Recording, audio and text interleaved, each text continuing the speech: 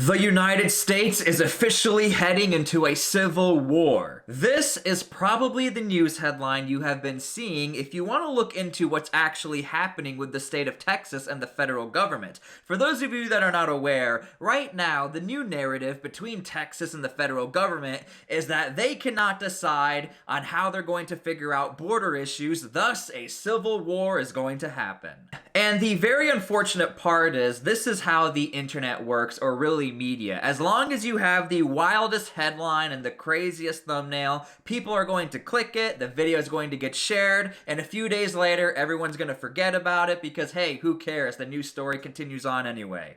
But in this video, we're going to do things a little more different. I'm going to break the narrative. I'm going to show you how, could a civil war happen? Anything is possible. Is a civil war most likely going to happen? 99.999% absolutely not. Even the governor of Texas is saying this is a stupid narrative. It's not going to happen. So again, stick with me in this video. I want to always provide you the best and most accurate information so you can actually go to bed comfortably at night, not thinking that we're about to head into our own civil war, especially when the whole Middle East conflicts are going on between the United States, with Iraq, with Iran, with the Houthis, all of that going on. At least stateside, we can be a little more comfortable knowing not everything is really that crazy.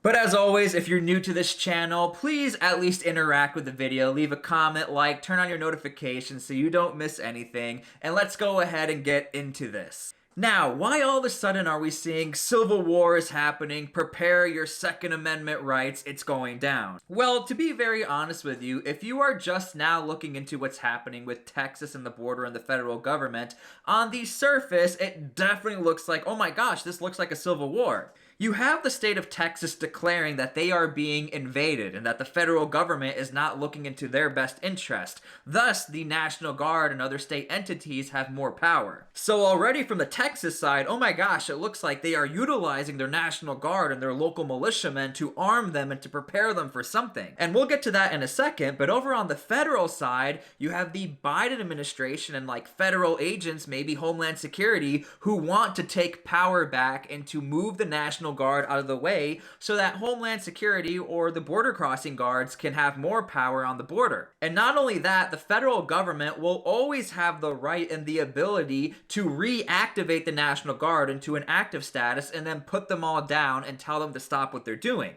And so because of this, again, very surface level, I'm not even getting into details yet, this looks like, oh my gosh, this is the biggest clash ever. Texas National Guard versus our active military or federal agents. It looks like they're going to fight, thus a civil war. Whose side are you on? Well, on this channel, and I hope you agree, we are going to be on the side of everyone calm down. Let's actually re-evaluate that notion of a civil war and look into what the governor of Texas is actually saying or doing. Now, very recently, Tucker Carlson had an interview with Greg Abbott, the governor of Texas. Now, whether or not you love Tucker Carlson, without a doubt, he definitely has a more conservative fan base. Even across the spectrum of Democrat or Libertarian or Republican, it's more in the conservative spectrum of watching Tucker. And so because of this, no matter what interview you watch of him, you're going to see it through a conservative lens. And without a doubt, this is a way more pro-conservative issue of Texas taking power back to the states and utilizing their military powers, the National Guard, to actually protect their citizens. And so during this interview, essentially Tucker Carlson brought up the fact of what will happen if the Biden administration or the federal government actually seizes control of the National Guard. Now, Greg Abbott is not one to shy away from anything, and he answered this question. He essentially said, we are prepared for it, but it most likely will not happen. In fact, he even called President Biden a bonehead if he decided to do this. There was never this notion of if he does this, he better watch out because he's got something coming for him. However, Greg Abbott did mention this part, again, the Texas governor. He did say even if the National Guard was taken away from him, he has state employees who are armed. Again, this was totally taken way out of context to be like, Greg Abbott is going to arm his state security forces,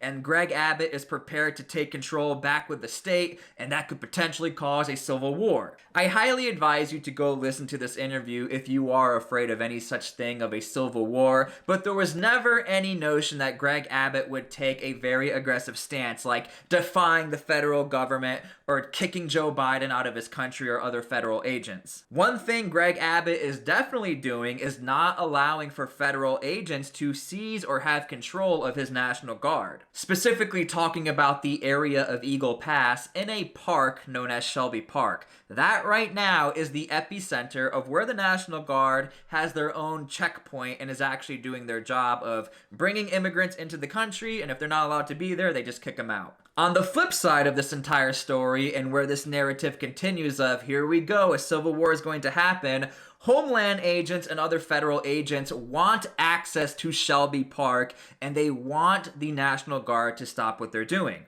Now, the Supreme Court already had a court decision on what the federal government is allowed to do with Texas. Essentially, the federal government is allowed to remove razor wire and to get that razor wire out of the way if it was emplaced by the state or National Guard. And again, somehow this got turned into like a civil war is happening. The federal government now wants jurisdiction over certain checkpoints where razor wire is. Again, the point of this video is to try to give you some clarity and to try and show you how we got into this narrative of a civil war.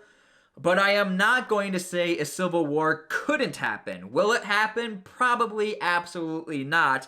But look, that's up for you to decide. I'm just here to give you some ease of mind and to give you some facts of evidence of what is actually happening. Now, something else you need to understand, and again, this is being a little hyped up, a lot of Republican states have been very outspoken and are willing to stand with Texas. Especially the state of South Dakota that is willing to send their own razor wire, as they say. But also, and even Greg Abbott notioned this during his interview with Tucker Carlson, that if the Texas National Guard was to be seized and taken away from the state of Texas, other National Guards apparently are willing to step in and fill in the gaps where the National Guard was taken away in Texas.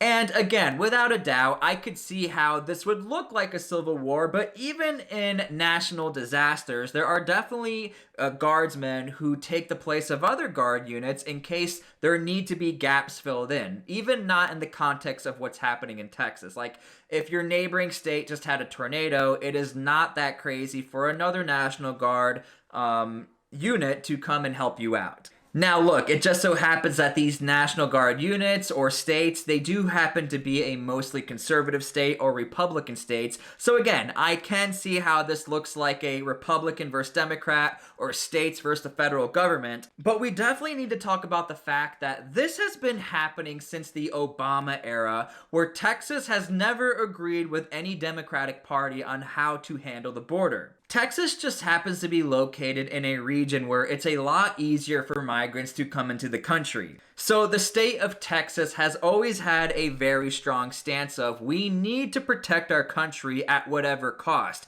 We have a lot of migrants coming into our country, so we need to be careful. Whereas on the federal level, there always seems to be this massive disconnect on what it actually means to live on these border towns and in the state of Texas, where they take this very serious. Whereas maybe if you live in the state of Arkansas, you don't really think too much about what's happening in Texas. But nonetheless, again, historically speaking, this has not been brewing up over the last week of this civil war. This has been happening through Obama, through Trump, through Biden, and whoever the next president is going to be, this is definitely going to be a very hot button topic. Now, I will say, definitely over the last 3 years, the Biden administration has been very lax about migrants coming into the country, and this has been a lot of legal battles have been happening because of this.